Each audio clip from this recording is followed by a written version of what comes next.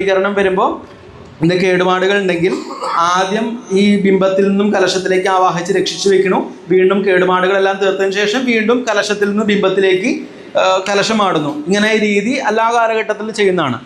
ആധാര പ്രസ്തരകുമ്പോ പത്മഞ്ചക മഠം തഥ നാളി നപുംസകശില ഷടാധാര പ്രകീർത്തിത ലഗ്നാഷ്ടമാത്മജതപ ലഗ്നാഷ്ടമാത്മജപതി സ്ഫുടയോഗത ദുർഗാദിപാഷ്ടിതപനാദ ബലാബലാച്ച ആധാര ഷട്ക ഗുണദോഷ ബലാനി ബിംബ സ്യാരോഹണക്രമ മുഷ്യന്തി ദേവതായ. ഷടാധാര പ്രതിഷ്ഠയുടെ സ്വഭാവങ്ങളും. ഷടാധാര പ്രതിഷ്ഠ പറഞ്ഞു, ഒരു ജനനം അവിടെ നടന്നു പറഞ്ഞു. ഇതിൻ്റെ ഗുണങ്ങളെ ചിന്തിക്കണ്ടേ? ഷടാധാര പ്രതിഷ്ഠയാണ് എന്ന് കണ്ടാൽ ആ ഷടാധാരങ്ങളുടെ ഗുണദോഷങ്ങൾ ചിന്തിക്കുവാനുള്ള വഴിയാണ് ഇനി പറയുന്നത്. ലഗ്നാധിപൻ, അഷ്ടമാധിപൻ, പഞ്ചമാധിപൻ ഇവരുടെ സ്ഫുടങ്ങൾ ഒരുമിച്ച് ചേർത്ത് ഒരു സ്ഫുടം ഉണ്ടാക്കുക. ഈ സ്ഫുടത്തിൽ നിന്നും ഷഡ്വർഗ്ഗങ്ങൾ വരുത്തി ഓരോ വർഗാധിപന്മാരും നിൽക്കുന്ന രാശിയുടെ അധിപനെ കൊണ്ട് അവരുടെ ബലാബലത്തിനനുസരിച്ച് ഷടാധാരങ്ങളുടെ ഗുണദോഷങ്ങൾ ചിന്തിക്കാം. ദ്രേക്കാണാദികൾ കൊണ്ട് ആധാരശില മുതൽ മേലോട്ടുള്ളവയുടെ ഗുണദോഷാദികളാണ് ചിന്തിക്കേണ്ടത്. ഇനി ഒരു ഷടാധാര പ്രതിഷ്ഠയാണോ ചിന്തിക്കാൻ അത്ര പ്രധാനമല്ലാത്തൊരു നിയമം പറഞ്ഞു പോകാം. ഗുരും ദിനഗതാഹതം തനുപസംയുതം മണ്ഡലാദിശോദ്യ ച തദാത്മരന്ധ്രപയുധം ഹി ബിംബസ്ഫുടം ദൃഗാണമുഖവർഗനാഥ ബലവൃദ്ധിദോസ്യാലയെ നിവാസനമുദീര്യതാം ഭഗവതോ ഷടാധാരകം.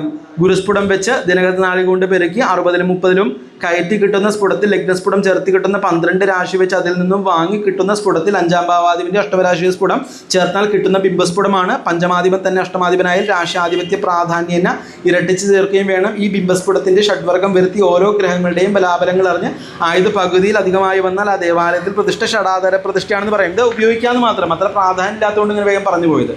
പല എല്ലാ ഗ്രന്ഥങ്ങളുള്ളതാണ്. നമ്മുടെ ബാലകൃഷ്ണ മാസ്റ്റർ എല്ലാ പുസ്തകത്തെ വളരെ വ്യക്തമായിട്ട് അതിനെ വിശദീകരിച്ച് പറഞ്ഞിട്ടുണ്ട്. നപുംസകശിലയുടെ മുകളിൽ ശക്തിയെ ആവാഹിച്ച് പൂജ ചെയ്തിരിക്കുന്ന പീഠത്തെ ശക്തിബീജം കൊണ്ട് പ്രതിഷ്ഠിക്കുന്നു.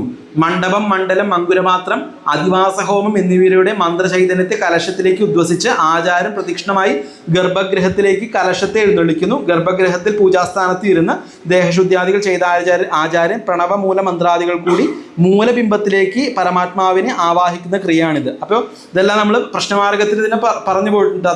തത്രോപവിഷ്ട സകളീകൃത ചർച്ചിതാത്മ സംപ്രീണിത സുഗുരുവര്യഗണാതിനാഥ വിപ്രാൻ പ്രതർപ്യ തപരീകവാദിതത്വ ഔഹൂർത്തികോത്തമ സമുക്ത വിവിക്ത ലഗ്നേദേവം പ്രതിഷ്ഠാപേതിത ശേഷ അധപ്രതിഷ്ഠ സ്നപനാധിനന്തരം സമാചരിൽ സർവസുപർവസുത്സവ തതോനു സംവത്സര മുക്തവാസര വ്യവസ്ഥയ ചാകിര സമുദാപ്തിയെ. ഇതൊന്നും കൂടുതൽ വിശദീകരണം ആവശ്യമില്ല, എല്ലാവരും നിത്യോപയോഗത്തിലുള്ള വിഷയമാണ് ഇതൊക്കെ. ഈ പ്രതിഷ്ഠാകർമ്മത്തിലൂടെ പ്രപഞ്ചത്തിലെ സർവ്വശക്തികളെയും പ്രസ്തുത ബിംബത്തിൽ സകളീകരിച്ച് ബിംബത്തിലേക്ക് സകളീകരിച്ച് സുമുഹൂർത്തത്തിൽ പീഠോപരി